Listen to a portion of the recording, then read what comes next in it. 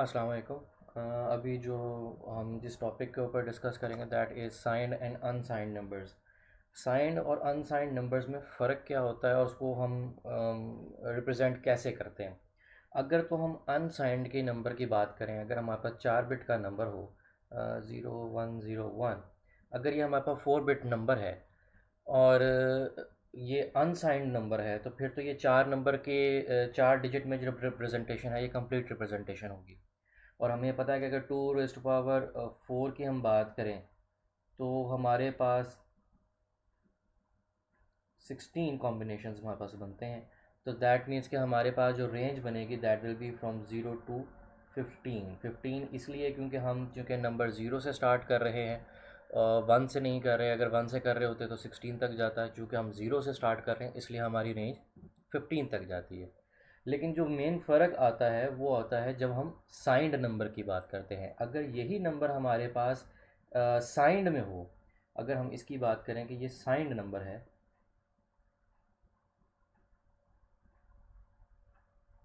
तो हमारे पास अगर यही नंबर होगा तो इसमें फ़र्क ये आना शुरू हो जाएगा कि हमें ये देखना पड़ेगा कि इसका साइन कैसे हम आइडेंटिफाई करें। उसका रूल ये है कि हमारे पास जो पहली मोस्ट सिग्निफिकेंट बिट होती है ये हमारी एमएसबी या मोस्ट सिग्निफिकेंट बिट कहलाती है, जबकि ये वाली बिट जो है ये एलएसबी या लीस्ट सिग्निफिकेंट बिट कहलाती है। तो जब हम किसी नंबर को हमने आइडेंटिफाई करना है कि वो आइदर साइंड में पॉजिटिव साइंड है या नेगेटिव साइंड है, तो हम उसकी मोस्ट सिग्निफिकेंट बिट को आइडेंटिफाई करते हैं कि उसकी वैल्यू क्या है। अगर तो आपके पास मोस्ट सिग्निफिकेंट बिट की value is equal to zero हो तो ये एक पॉजिटिव नंबर होगा, जबकि अगर आपका मोस्ट सिग्निफिकेंट बिट की वैल्यू 1 हो तो ये नेगेटिव नंबर कहलाएगा। अम, अब चीज़ ये है कि आपके जो नंबर है इसको दो हिस्सों में हम डिवाइड करते हैं। अगर इसी नंबर को मैं यहाँ पे लिखूँ 0101, तो मेरे पास जो ये पहला नंबर होगा ये कहलाता है साइन बिट,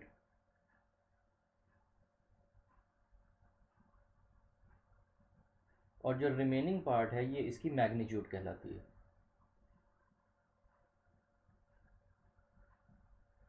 तो हमें ये पहले देखना पड़ेगा कि इसका साइन क्या है। अगर तो इसकी साइन बिट की वैल्यू, या जो हम जिसको बात कर रहे थे जो मोस्ट सिग्निफिकेंट बिट वैल्यू है, उसकी वैल्यू जो है वो ज़ीरो है या 1 है। अगर तो उसकी वैल्यू ज़ीरो है तो वो एक पॉजिटिव नंबर होगा, और अगर वो एक नेगेटिव नंबर है तो उसकी वैल्यू अगर वो 1 है तो उसकी वो एक नेगेटिव नंबर होगा।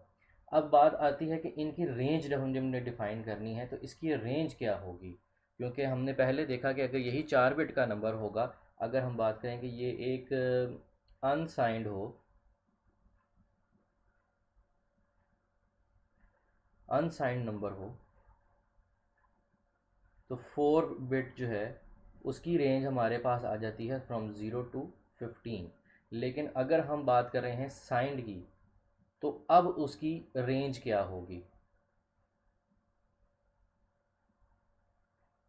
तो उसकी रेंज हम डिफ़ाइन करेंगे।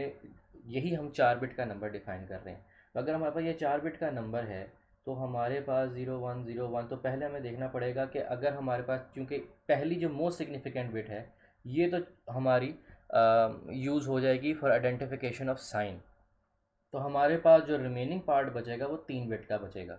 तो 3 बिट के अंदर जो हमारे पास मैक्सिमम रेंज डिफ़ाइन होती है वो, अगर हम पॉजिटिव की बात करें तो वो जाएगी 0 to 7।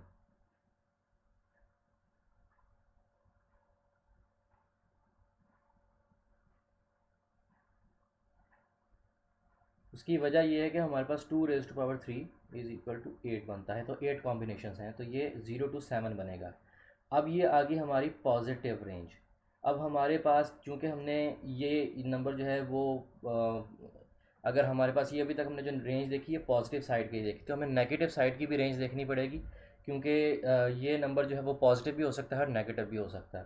तो नेगेटिव हमने ये बात की कि हमारे पास जो 3 बिट के अंदर आइडेंटिफिकेशन है वो जो रेंज डिफ़ाइन होती है वो 8 नंबर्स की है। तो अगर देखेंगे आप तो 0 to 7 आपके 8 नंबर बनते हैं। इसी तरह जब हम नेगेटिव बात करेंगे तो वहाँ पे भी आपके 8 नंबर ही होंगे। तो 8 नंबर आप डिफाइन करेंगे तो वो 0 से -7 नहीं होगा, वो -1 से -8 होगी रेंज। उसकी वजह ये है कि ज़ीरो जो है वो आपने ऑलरेडी पॉजिटिव साइड पे आपने इंक्लूड कर दिया है, और एक रेंज के अंदर दो ज़ीरोज़ नहीं हो सकते। अमूमी तौर पे हम ज़ीरो को पॉजिटिव ही कंसीडर करते हैं, इसीलिए हम उसकी रेंज जो है वो -1 से स्टार्ट करेंगे। जब हम -1 से स्टार्ट करेंगे तो हमने अपने 8 डिजिट्स पूरे करने हैं। तो जब आपकी रेंज -1 से स्टार्ट हुई है तो रेंज इसकी एंड भी -7 पे नहीं, फिर -8 पे जाके ख़त्म होगी। तो आपकी टोटल रेंज जो बनेगी वो आपकी -8 से +7 तक आपकी रेंज बनेगी। इसी तरह अगर आप इसकी रेंज अगर बड़े नंबर पे आप देखना चाहें, अगर आप 16 बिट के नंबर पे देखना चाहें, तो वो इसी तरीके से आप उसको कैलकुलेट करेंगे कि अगर आपका वो अनसाइंड नंबर है तो फिर तो 16 बिट आपके ओवरऑल कंसीडर होंगे आपके नंबर को की रेंज बनाने के लिए। लेकिन अगर आपका नंबर जो है वो साइंड है तो आप उसका जो मोस्ट सिग्निफिकेंट बिट है उसको आप जो है वो डेडिकेट कर लेंगे फॉर साइन, और रिमेनिंग आपका जो 15 बिट है उसके अंदर देखेंगे आपकी रेंज क्या बनती है। फिर वो रेंज जो है वो पॉजिटिव के लिए 0 से स्टार्ट होगी और आपके मैक्सिमम नंबर तक जाएगी, जबकि नेगेटिव के अंदर वही रेंज जो है वो आपके पास, अगर हम इसको जनरलाइज कर दें तो आपके पास जो जनरलाइज्ड रेंज बनेगी वो इस तरीके से होगी कि आपके पास अगर n बिट नंबर है तो आपके पास जो उसकी रेंज बनेगी that will be is equal to +2n-1, और नेगेटिव साइड पे वो -2n बनेगी। ये आपकी कंप्लीट रेंज बनेगी। उसकी वजह आपको मैंने चीज़ बता दी है, ये बीच में आपका ज़ीरो आ गया है।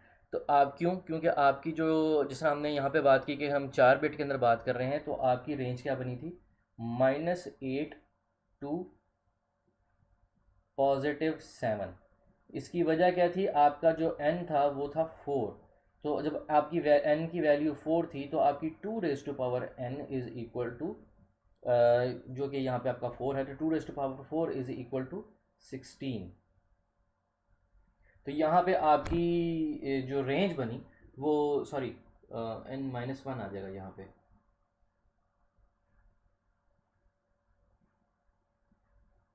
तो यहाँ पे आपकी जो वैल्यू बनेगी that will be equal to +7 to -8।